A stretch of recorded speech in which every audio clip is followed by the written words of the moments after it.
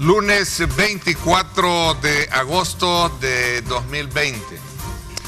Buenos días, bienvenidos todos y cada uno de ustedes. No puedo iniciar la apertura de este programa sin antes agradecer a Dios Todopoderoso por haberme permitido regresar al programa después de casi 2 meses de ausencia debido a la enfermedad del COVID-19 que impactó fuertemente en mi persona y como todos y de todos ya es del conocimiento.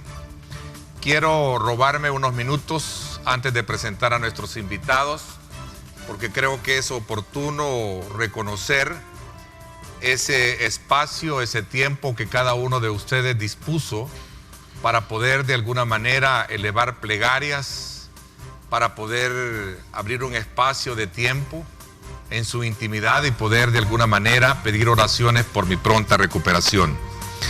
Inicio este agradecimiento particularmente a esta empresa, en donde desde luego se antepone el valor humano más que el valor del capital económico, para reconocer en cada uno de nosotros precisamente ese papel, ese rol que jugamos como empleados de esta empresa. Quiero agradecer precisamente a todos y cada uno de ellos, a mis compañeros de foro, a nuestro presidente de la Junta Directiva del Grupo Megavisión, a don Antonio, a su esposa, a doña Leila, a sus hijos, precisamente por ese valor incalculable que le ponen humanitario a cada uno de sus empleados. Muchísimas gracias de corazón. A todos y cada uno de ustedes también, compañeros, a Julio Valdivieso, a Osvaldo Ruiz, que estuvieron precisamente al frente de este programa durante mi ausencia. Quiero decirles que muchísimas gracias, desarrollaron muy bien la actividad con ese talento, con esa presencia, ese conocimiento, precisamente esa experiencia que los distingue. Así es que muchísimas gracias, Julio, y a Osvaldo también por haber atendido este programa.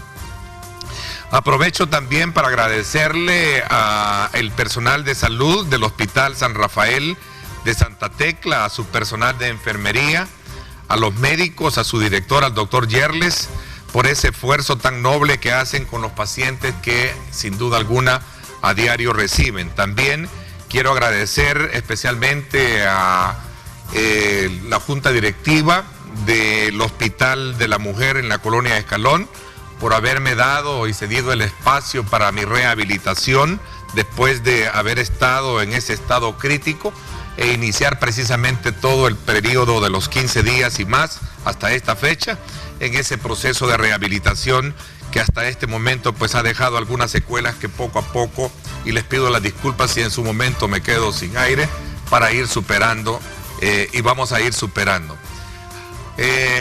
Por supuesto agradezco a mi familia, a mi madre, a mi padre por esa fe, por esa esperanza puesta en Dios Todopoderoso, a mis hermanos, y quisiera agradecer especialmente a mi esposa, Rocío de López, a quien estuvo muy cerca de mí en ese momento más apremiante de esta enfermedad que sin duda alguna nos mantuvo muy preocupados como matrimonio. Quiero agradecer a todas aquellas iglesias que se sumaron. Quiero agradecer a la Iglesia Católica, al arzobispo José Luis Salas por las plegarias. Quiero agradecer al cardenal Gregorio Rosa Chávez, al pastor de mi iglesia, el Tabernáculo, al pastor Toby. Muchísimas gracias a todos aquellos y cada uno de ustedes que de verdad, de corazón, me expresaron en su intimidad y que a lo mejor yo no conozca todo ese momento oportuno para pedirle a Dios para que yo regresara y estuviera de nuevo acá con ustedes. Quiero decirles que detrás de mi caso, como el de muchos que han sufrido el impacto crítico del COVID, hay una historia larga que contar que tiene varios rostros: el humano, el espiritual, el profesional, en fin, hay muchas aristas que contar, pero no me va a alcanzar el tiempo para poder de alguna manera expresar la experiencia o comentarles a ustedes la experiencia que yo viví. Por eso quiero de alguna manera decirles que se mantengan pendientes, que en su momento voy a dar ese testimonio de cómo fueron todos esos, digamos, vivencias que se tuvo alrededor de esta enfermedad, que es una realidad y que no tenemos que verla precisamente como algo que está ahí y que no nos puede dar.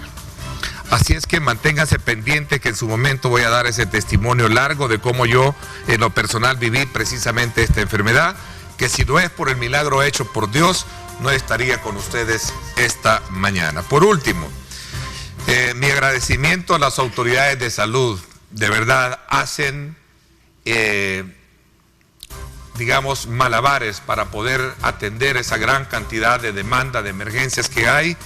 Quiero agradecer particularmente al ministro de Salud por haber estado muy pendiente, al presidente de la República también. Muchísimas gracias por haber estado pendiente de mi estado de salud. A sus funcionarios, muchísimas gracias. Agradezco al sector político de todos los partidos políticos que estuvieron también pendientes, al sector empresarial también que estuvo pendiente, ¿verdad?, del estado de mi salud. Así es que muchísimas gracias de corazón. Si alguien se me queda, quiero decirles que allá arriba hay un Dios que pesa los corazones y que todos aquellos buenos deseos que tuvieron para este servidor se los va a retribuir. De eso ténganlo por seguro. Así es que, amigos, no es un juego, el COVID no es una mentira, es una enfermedad mortal si nos descuidamos. Por eso los invito a usar siempre la mascarilla, la distancia social y evitar aglomeraciones. Ahora, precisamente, en este momento coyuntural de país, cuando se da una apertura un poquito más, digamos, deliberante, para poder iniciar las actividades económicas en el país. Así es que pido las disculpas a mis invitados en esta mañana por el tiempo ocupado, pero eso es lo que quería contar. Quiero darle la más cordial bienvenida a Jorge Arriaza, director ejecutivo del sector industrial de nuestro país, que nos va a dar sus puntos de vista junto con el presidente también, para conocer sus perspectivas de lo que viene por delante. Gracias, Jorge, y perdón por el espacio tomado. Ernesto, por favor, muy buenos días, muchas gracias por esa bienvenida, y nosotros estamos muy contentos, muy satisfechos de tu regreso, de tu recuperación. Nos alegra tremendamente. Yo creo que tú eres un símbolo importante en los medios de comunicación de El Salvador, que ha librado muchas batallas. Esta ha sido quizás una de las más duras. Las otras tal vez han sido en el área periodística y profesional, pero nos alegra sobremanera ver tu recuperación y que podamos seguir contando contigo para esa tarea que siempre realizas. Así que muchísimas gracias, Jorge. También saludo cordialmente a don Eduardo Cader, presidente de la Asociación Salvadoreña de Industriales ASI, que aprovecho también para felicitarlo, pues ha sido recién nombrado para ejercer un nuevo periodo como presidente de esta importante gremial. Así es que, bienvenido, don Eduardo. Neto, muchas gracias. Gracias por la bienvenida, pero creo que esas emotivas palabras de agradecimiento han calado en este servidor. Soy precisamente de los admiradores del Canal 21, particularmente de su programa, no me lo pierdo, y lo extrañamos un buen rato, pero Dios es grande y está de nuevo con nosotros. Muchísimas gracias por la invitación, y también aprovecho para agradecer por la felicitación respecto a la reelección de que fui objeto el día 20 pasado. Muchísimas gracias, y damos, igual que usted, gracias a Dios por tenerlo de nuevo aquí en el set. Bueno, muchísimas gracias, don Eduardo. Bueno, para ambos, sin duda alguna, este es un momento muy importante, el arranque de una semana, especialmente cuando se está hablando ya de una apertura que traza muchos aspectos elementales. Primero, la apertura de los negocios de manera muy oficial, y por otro lado también la amenaza del COVID, si no tomamos en consideración lo que significa tomar todos aquellos protocolos sanitarios. ¿Cierto, presidente? Y también director tienen la palabra. Presidente. Bueno, mire, yo creo que esto es un día muy especial que todos los salvadoreños estábamos esperando. Esto es, digamos, para poder manejar de forma paralela el tema de la salud y el tema del trabajo. Yo creo que de lo que se trata es precisamente de impedir el avance del virus y paralelamente impedir el avance del desempleo. De eso es de lo que se trata. Pero hay un tema muy importante en esto, y lo mencionaba yo en repetidas ocasiones esta semana pasada. cada ciudadano de este país tiene la seria responsabilidad de cuidarse, de cuidar a su familia, y ahora que están acudiendo a su sitio de trabajo, de cuidarse desde el momento en que cierran la puerta de su casa, en términos del transporte público, el caminar por las calles. Usted ya dio el mejor testimonio de que esto no se trata de una cuestión superficial, sino que de una amenaza latente, permanente, real que tenemos. Y lastimosamente tengo que decir algo, Neto. Nosotros los salvadoreños en alguna medida somos, para decirlo coloquialmente, atenidos, y pensamos que eso no me va a suceder a mí, sino que a otros. Ahora no hay excepciones. Esto ya nos dimos cuenta que le sucede a cualquiera en el país, y debemos de guardar todas las precauciones.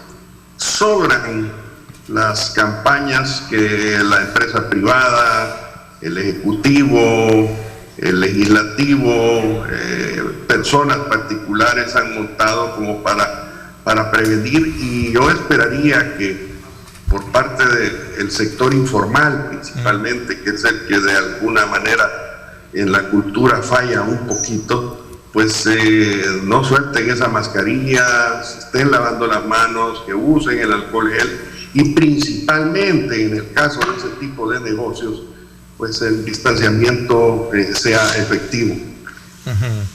Aquí hay dos actores importantes que deberán jugar un papel muy importante para evitar que esto se nos vaya a disparar aún más de lo que se ha tenido, porque uno de ellos es precisamente el tema de la cultura.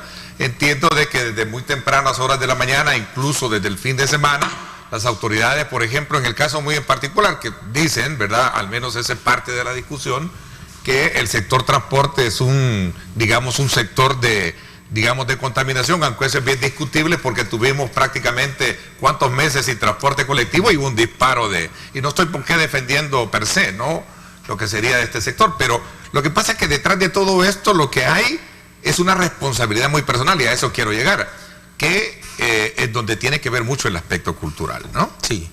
Bueno, definitivamente, como ya lo expresaba el presidente de ASI y tu persona, realmente es un tema de salud prioritario, ¿verdad? Es claro que hay que cuidarse, que hay que protegerse y que hay que evitar el máximo posible contactos con temas que pueden generar un riesgo, ¿verdad? Ahora, hay que señalar que en el sector privado, y eso lo hemos venido monitoreando bastante, hemos tenido una gran colaboración de los empresarios y de los trabajadores en tomar todos los protocolos y medidas del caso, ¿verdad? Hemos recorrido y hemos consultado con diferentes empresas a través de encuestas, a través de opiniones, y todos están muy conscientes de guardar todas las medidas necesarias en las empresas. Y hemos visto que los contagios en esta etapa que pasó fueron mínimos en el sector privado. Se trabajaron los protocolos con el Ministerio de Trabajo, se trabajó un proceso de apertura con la ministra de Economía y el secretario de Comercio e Inversión, y al final podemos decir que se avanzó bastante bien a pesar de la tremenda dificultad de la pandemia. Hoy viene otra etapa, como lo decía el presidente de ASI, una etapa donde todos vamos ya a los centros de trabajo, y al final es necesario doblar las medidas. Pero lo importante es que en el sector privado formal, que son alrededor de 650,000 empleados, de 650,000 personas, se están guardando todos los protocolos y medidas. Lo del transporte es un tema que empezaremos a ver ahora. Esperamos se cumplan las medidas del caso para poder mantener un nivel bajo, una curva baja de contagios, ¿verdad? Y que se pueda ir abriendo la economía gradualmente. El sector privado siempre dijo, salud es importantísimo, no se puede jugar con la salud, pero también hay que abrir la economía para que podamos tener los suficientes ingresos de todas las familias para solventar sus situaciones y empezar a crecer otra vez. Bueno, a lo largo de este acontecimiento, don Eduardo, y también Jorge, de la pandemia, que ya nos lleva casi 6, 7 meses. Sí, desde el inicio de marzo, ¿verdad? Marzo. Estamos hablando casi 5 o 6 meses. Y es que hay un debate que me gustaría de alguna manera ponerlo en perspectiva. Hay un debate político que viene, digamos, a recoger aquellos puntos en los cuales enfrenta al sector económico con, digamos, la parte de la política pública que el gobierno maneja. Por ejemplo, el gobierno ha dicho, bueno, hay presiones para abrir la economía sopesando, ¿qué? Digamos, la salud de los salvadoreños. ¿Es vigente, se mantiene vigente o es que realmente ya nosotros debemos de estar conscientes que la economía no puede seguir cerrada?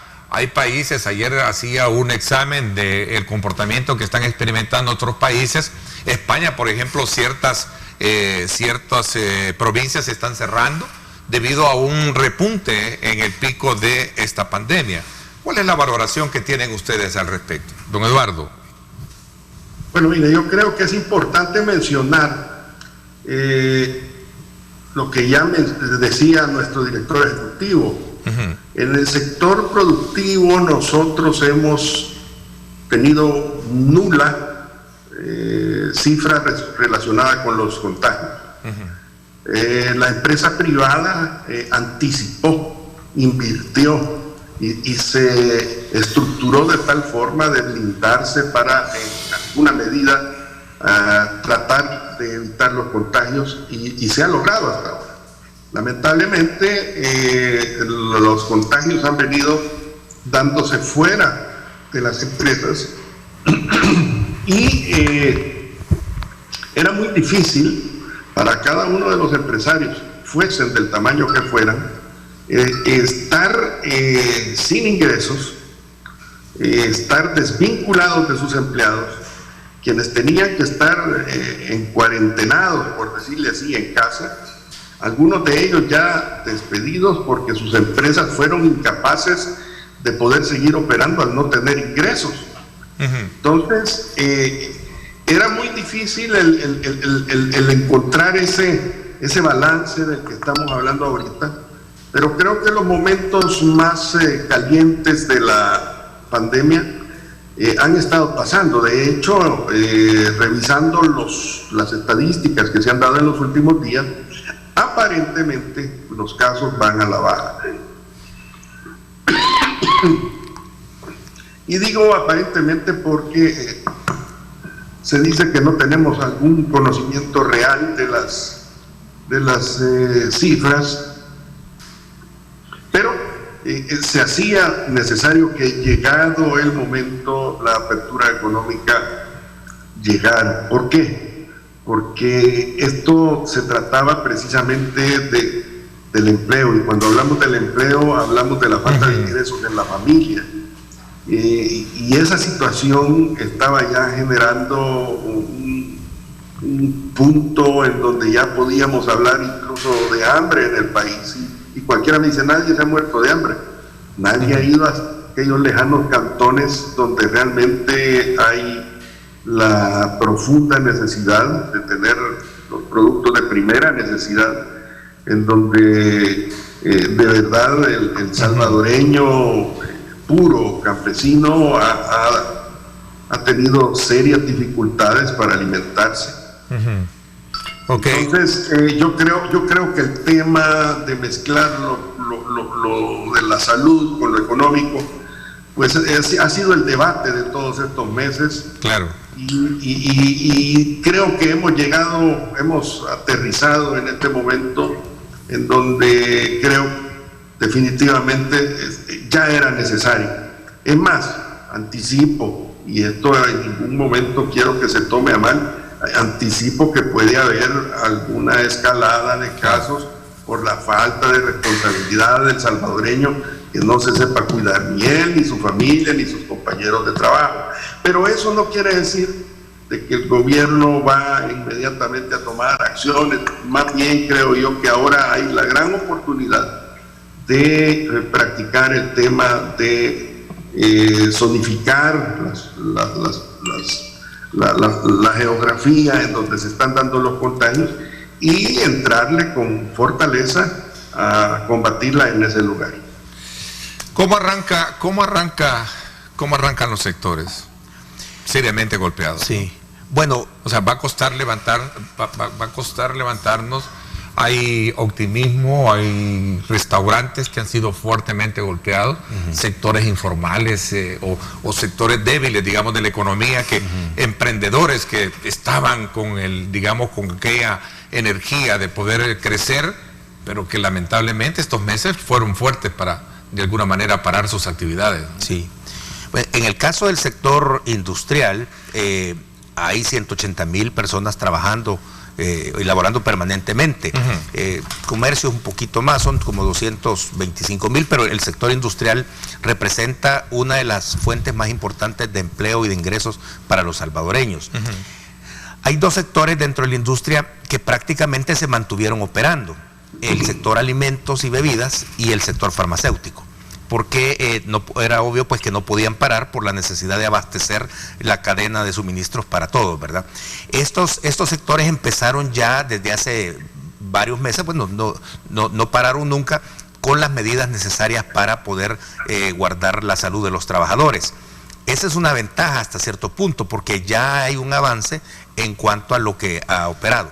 Claro, no funcionaron, especialmente pequeñas o medianas industrias, si tuvieron un problema aún en esos sectores, ¿verdad?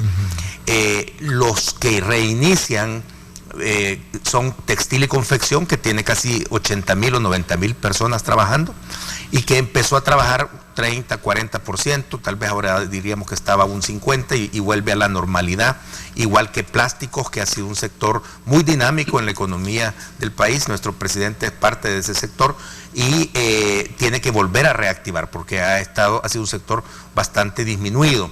Y luego el otro sector, que es empaque, papel y cartón, que también es muy importante para el país, metal mecánica.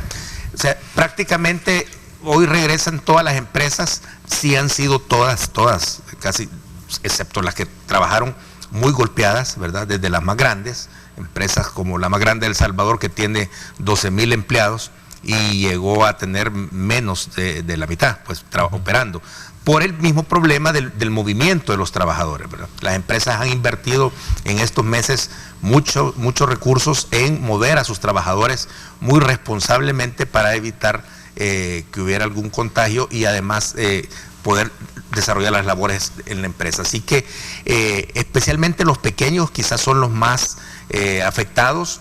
Vamos a tener que avanzar importante con el gobierno, con Bandesal, en todo lo que es la política crediticia para poder ayudar a estos sectores. Pero se reinicia el tema y lo importante es que mientras menos empresas queden cerradas o hayan tomado la decisión de ya no puedan abrir, seguir apoyándolas para que crezcan y se mantenga el empleo en el sector. ¿Qué tan cierto es que cerramos y abrimos este nuevo capítulo de este día lunes de apertura de la economía con 200,000 desempleados y alrededor de casi 500,000 de nuevos pobres, como decía recientemente el economista Mauricio Chusí, don Eduardo?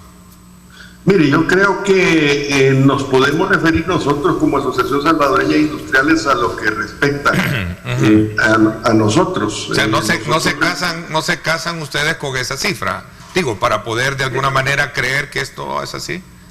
Mire, podría hacerlo realmente, porque hay gente del agro, hay gente del sector informal, de la que no tenemos nosotros una cuantía específica. Nosotros más que todo nos referimos al tema del empleo en el sector industrial, en donde a estas alturas ya podrían dar en unas 90,000 personas las que han perdido sus trabajos, y esto sobre la base de cotizantes que tenemos en nuestros registros.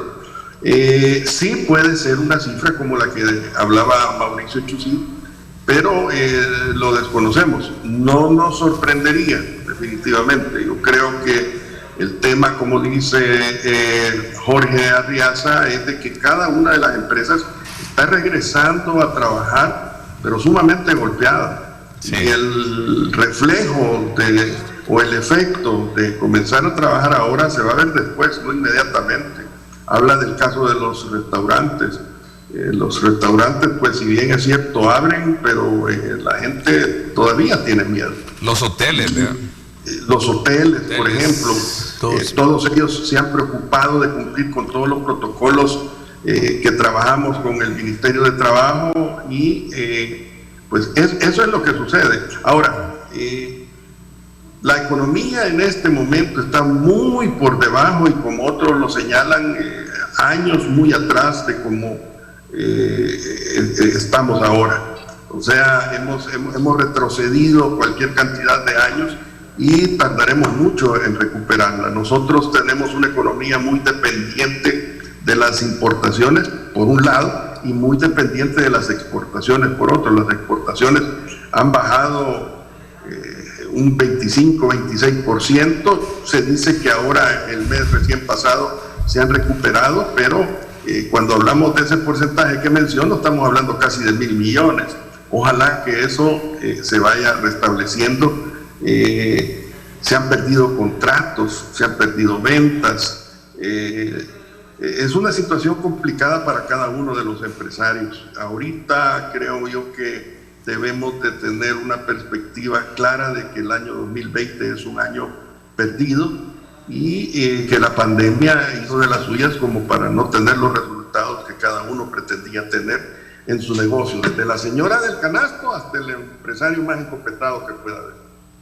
Bueno, este día lunes es de mostrarnos todos optimistas y a decir manos a la obra, ¿no? O sea, porque claro, al final es a partir de hoy de que comenzara a cuidarnos, a establecer protocolos de higiene y sobre todo a comenzar a trabajar, a levantar todo lo que se pueda, ¿no? Claro, este es un día muy especial para el sector privado, para el país, ¿verdad? Y eso es lo que quiero de alguna manera dejarlo bien en claro con ustedes, porque también, Jorge, tú mencionabas algo que me parece que es interesante ponerlo sobre la mesa.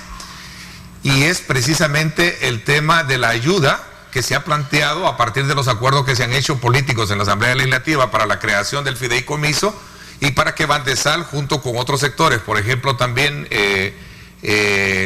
con AMIPE, puedan establecer ya, digamos, recursos para inyectar ese capital que se requiere muchísimo para comenzar a trabajar, ¿no? No, definitivamente. Mencionaste ese tema. Sí, las empresas necesitan capital de trabajo en este momento, ¿verdad? Después de haber estado 4 meses sin ingresos, todas sin excepción necesitan capital de trabajo. Fueron 1.000 millones los que aprobó la Asamblea Legislativa en una segunda fase para este tema precisamente, ¿verdad? Lo importante es que se tenga la voluntad política en los órganos de Estado, en los dos principales órganos de Estado, para que esto pueda caminar rápido, porque también si se atrasa mucho ya no tiene sentido, porque las empresas en este momento es que lo necesitan, ¿verdad? Tienen que afrontar el regreso de sus trabajadores. Había en muchos casos se habían cesado los contratos, hoy vuelven los contratos, vuelve la gente y se necesita ese capital de trabajo, porque el ingreso de los clientes, como tú muy bien decías, el sector turístico y como mencionaba el presidente de ASI y otros sectores, no va a ser inmediato, ¿verdad? Por ejemplo, en el sector de exportaciones, como lo señalaba Eduardo Cader, los mercados están en una posición no tan abierta, se han perdido contratos, no es fácil, se han perdido temporadas. En algunos momentos ya pasó la etapa en la que se iba a comprar o vender, ahora hay que esperar el otro año. En fin, es un proceso lento y el apoyo financiero que pueda dar el Bandesal es importante.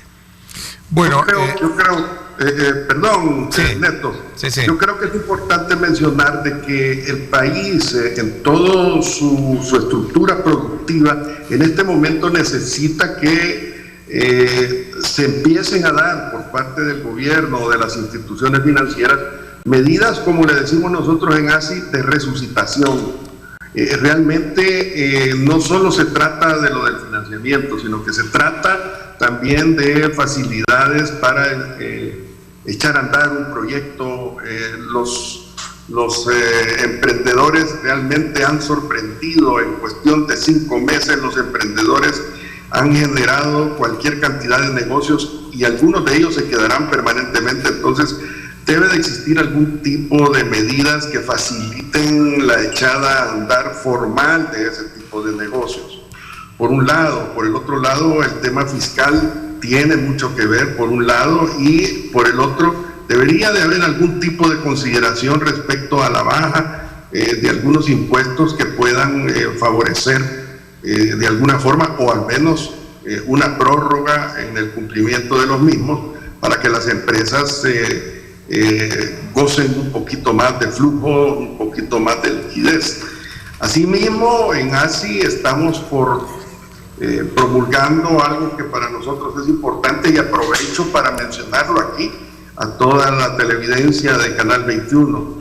El mejor método para poder hacer funcionar o redinamizar la economía salvadoreña es comprando productos fabricados en El Salvador. Si tú compras productos fabricados en El Salvador, sea para consumir o usarlos, definitivamente que vas a generar más ingresos a las empresas, y al generar más ingresos a las empresas se genera el crecimiento de las mismas, y al generar el crecimiento de las mismas, por supuesto que van a haber más empleo. Así que es una cuestión en donde las ventajas son múltiples, y repito, compre, consuma y use lo que El Salvador produce. Suena a eslogan, pero ahora, en este momento, no hay cosa más importante que hacer para que se dinamice la economía. Sí. Bueno, esa es una de las cosas que creo que es importante que todos y cada uno de los salvadoreños asumamos como una responsabilidad también de consumir lo nuestro. Yo recuerdo que esas campañas, creo que ustedes fueron hace muchos años que iniciaron manos de salvadoreños, no recuerdo cómo se llama. Con manos salvadoreñas. Sí, o sea, es interesante consumir lo nuestro, porque de alguna manera es la forma en la que podemos reactivar nosotros mismos la economía. Voy a hacer una pausa comercial. Sin duda alguna estamos hablando de que arrancamos a pocos meses también para entrar a un clima político, que ya lo tenemos y hemos estado desde luego siendo impactados por ello, un clima casi electoral, ¿no? ¿Cuál es la perspectiva que ustedes ven? Porque quiera sí o no, estamos a las puertas de este ejercicio electoral, y sin duda alguna el impacto en la economía siempre lo tiene. Me gustaría un poco conocer también, bajo esa lógica, qué piensan ustedes de la estabilidad política en el país. El gobierno está bajo la idea de poder tener el control en la Asamblea Legislativa y poder establecer, como ellos dicen, pues un nuevo esquema de gobernabilidad en el país que le permita tener todas las herramientas necesarias para sacar adelante de los grandes desafíos que se tienen. ¿Cuál es la opinión que tienen ustedes como sector industrial del clima político? Voy a hacer una pausa. Gracias por estar con nosotros. Aprovecho también para invitarlos a que me acompañen hoy a sintonizar a las 6 de la tarde en directo con Ernesto López Radio. Vamos a tener también ya una evaluación del primer día de la apertura de la economía desde la perspectiva de la Asociación Nacional de la Empresa Privada, ANEP. ANEP también dará su punto de vista hoy a las 6 de la tarde. Vamos a hacer una, valoración del primer día de la apertura con relación a el tema de el inicio, hoy día lunes. El licenciado Daniel Olmedo, gerente legal de ANEP, estará con nosotros en la primera parte, y en la segunda parte también una valoración sobre la apertura desde la perspectiva del sector de restaurantes. Estará con nosotros nuestro buen amigo Pedrito Dalmao hoy a las 6 de la tarde. Así es que no se pierda, porque va a ser interesante conocer cómo arrancamos esta mañana, y lo importante es ser optimistas, ser positivos, de que de esta nos levantamos, ¿verdad? Así es que esta mañana quiero dejarles ese mensaje. Voy a la pausa y regresamos con más. Gracias por estar con nosotros.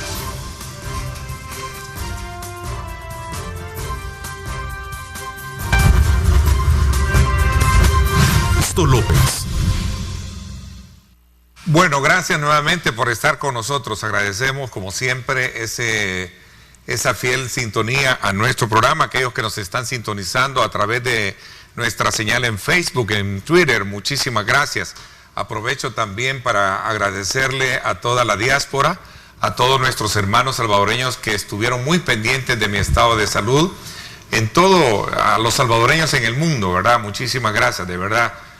Recibí a través de nuestras cuentas en Facebook, en Twitter, en todas las redes sociales, esos mensajes de buena vibra que me permitieron, desde luego, después de Dios, estar acá con ustedes. Así que nuevamente muchísimas gracias. Continuamos en este análisis puntual de cuál es la posición que asume el sector industrial de nuestro país en el marco de la apertura de la economía este día lunes, en la cual hemos hecho un repaso precisamente del compromiso que tienen ellos como sector de poder establecer los cánones de protocolo de higiene para evitar que hayan algunos disparos, examinar puntualmente algunos aspectos de la economía y por supuesto también el clima político, que es importante verlo.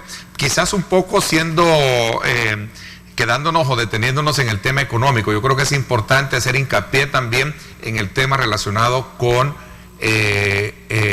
Bandesal, en la parte financiera, porque yo creo que eso es vital si queremos lograr recuperarnos como economía.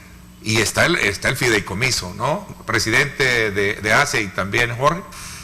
O sea, ¿lo tenemos? Sí. ¿Don Eduardo? Sí, estamos por aquí. Sí, sí. Yo creo que la cosa no termina, como decía bien Jorge, en una sola institución financiera como lo es Bandesal, sino que afortunadamente en el sistema financiero Avanza se ha preocupado por establecer alguna estructura en donde sus miembros han estado lanzando líneas especiales de financiamiento para todas las empresas y las que han tenido dificultades. Claro. En ese sentido, yo creo que ha sido muy positivo el esfuerzo de Avanza para resolver o auxiliar en alguna forma a las empresas que todavía operan. Creo yo que no solo es esa la medida, como decía, sino que habrá otras. Nosotros en ASI, con un grupo de economistas, en donde está incluido nuestro director ejecutivo, estamos preparando un pliego, por decirle así, de lo que consideramos medidas de resucitación económica para las empresas y que forman parte de una propuesta que presentaremos como sector productivo. De igual forma lo están haciendo la Cámara de Comercio, ADES, Coexport, cada una de las gremiales empresariales lo está haciendo relacionado con las necesidades propias de cada uno. Así que esperamos que haya una respuesta positiva en ese sentido y que concluyamos en que se establece un nuevo escenario favorable para que las empresas operen con más liquidez, tranquilidad, capital de trabajo y estemos para sumar en la dinamización de la economía. Sí, pero sin pretender de alguna manera minimizar el papel o el rol que juega la banca privada en esto, o sea, sin duda alguna.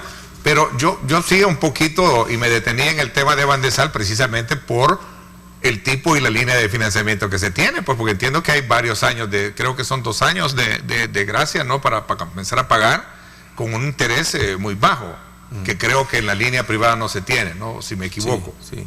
Bueno, lo que pasa, y como lo explicaba muy bien el presidente de ASI, Bandesal tiene limitaciones también en cuanto a llegar a todas las empresas.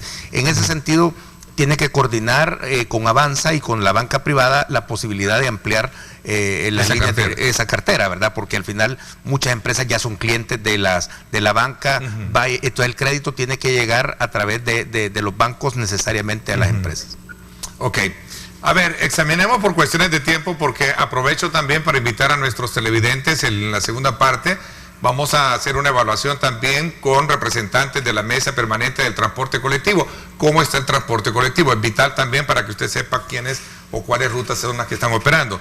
Don Eduardo, ¿cuál es el examen que le pone usted a lo que viene por delante? Estamos a las puertas de entrar a un proceso, si es que no es que ya estamos, electoralmente, y esto sin duda alguna el impacto siempre se refleja para bien o mal en la economía del país, en la estabilidad económica, ¿cierto? Mire, yo creo que lamentablemente, y así debo decirle, que esta situación de la pandemia y todo lo que la rodea se da en dirección o con la perspectiva de un evento electoral el próximo febrero. Entonces, cuando digo los unos y los otros, hablo del Ejecutivo y del Legislativo.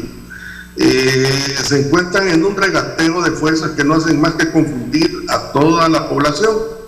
El tema de la pandemia y el tema económico no se va a resolver ni con decretos, ni con constitucionalidades, ni decretos ejecutivos, ni legislativos. Hay una confusión jurídica en la población que nos tiene envueltos en una oscura nube. ¿Por qué? Porque todas las decisiones que, al menos eso sentimos nosotros, y así lo valoramos, todas las decisiones que se están tomando tienen este rumbo electoral de febrero del próximo año. Entonces eso nos daña, lejos de facilitar un regreso a la normalidad, lo complica, y yo siento que ese tema se va a acentuar aún más en la medida que nos vamos acercando al proceso electoral del próximo año. Ojalá que las decisiones que se toman sean positivas en ese sentido, pero lo dudo. Aquí los unos no se quieren ir de su curul y por el otro lado los otros quieren más curules a su favor, y eso es lo que nos tiene, digamos, en ese jaleo del cual nosotros nos vemos en alguna medida perjudicados. A ver, voy a, por cuestiones de tiempo, ¿qué configuración política requiere el país para lograr estabilidad y desarrollo, crees tú? Si lo vemos desde ese ángulo, hace que vamos a elegir nuevas autoridades legislativas, y hacía énfasis de el gobierno en su momento de plantear la necesidad de contar con toda la correlación de fuerza unánime para poder desarrollar su agenda, ¿no? Bueno, nosotros hemos dicho que más que una configuración numérica, lo importante es el diálogo y la construcción de propuestas conjuntas, ¿verdad? ¿Y lo hay hoy en día? Hemos visto que en estos meses ha sido muy débil ese diálogo, ¿verdad? Más bien la confrontación es la que ha privado, pero indiferente del número de personas o de diputados que tenga cada fuerza política, lo importante es que haya voluntad de diálogo, ¿verdad? Porque al final los puntos a los que se llegue de acuerdo para facilitarle al sector privado, para facilitarle a la población el ejercicio de la actividad económica, de la actividad de la salud, es parte de una voluntad política de todos los actores, ¿verdad? Que es lo que en este momento ha estado ausente. Precisamente en uno de los momentos más difíciles del país no ha habido esa voluntad política de diálogo. Y siempre ha funcionado. El diálogo ha sido una salida que el país la ha utilizado por años en situaciones muy difíciles, incluyendo la guerra, y se resolvió a base de diálogo, ¿verdad? Si no hay construcción de intercambio de opiniones, de conceptos, al final el sector político poco, digamos, aporta a esta situación que estamos viviendo todos los salvadoreños. Así que lo importante es que existe el diálogo, sea cual sea la correlación en la próxima legislatura. El mensaje y la lección que nos queda a los salvadoreños es precisamente que el sector político pueda aportar constructivamente. El gobierno está interesado en corregir lo que mal se ha hecho en el pasado. Uno de ellos es el tema de la política fiscalizadora tributaria en el país. Lo hemos visto últimamente con algunas acciones.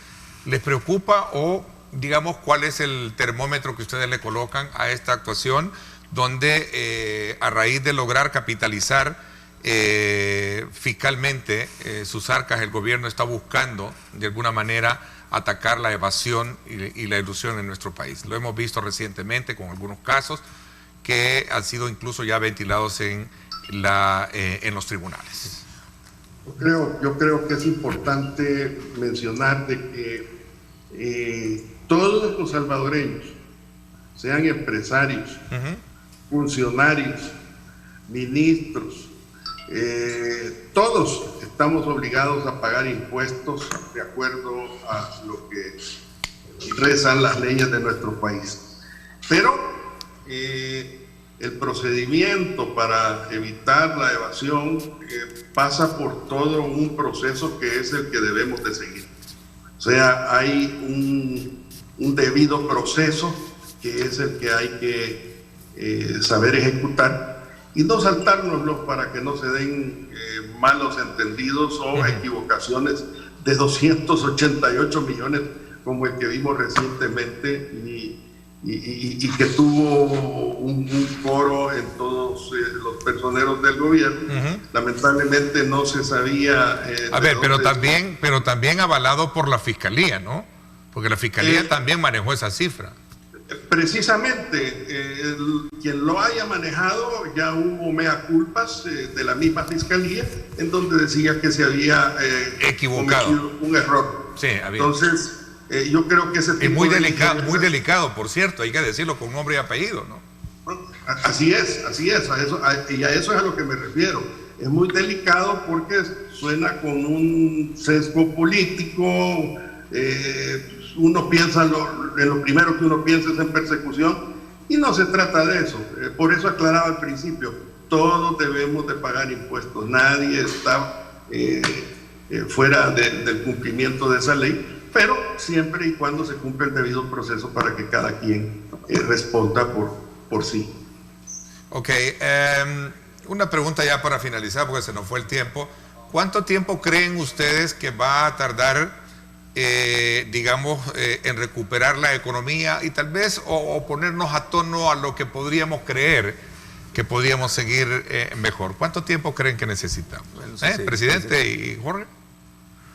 Bueno, mire, yo francamente creo que va a tomar algún tiempo. Yo creo que esto no es cuestión de un año ni de 2 años. Yo creo que el comportamiento de la pandemia, la llegada de una vacuna, el restablecimiento de contratos de exportación, hay una serie de variables que hay que tomar en cuenta como para poder concluir con digamos, aunque sea una época y en la que nosotros creamos que llegamos a un nivel razonable como el que teníamos antes de la pandemia, que tampoco era, digamos, excelente, pero que nos hacía caminar al menos. Yo creo que el término es de 2 años mínimo.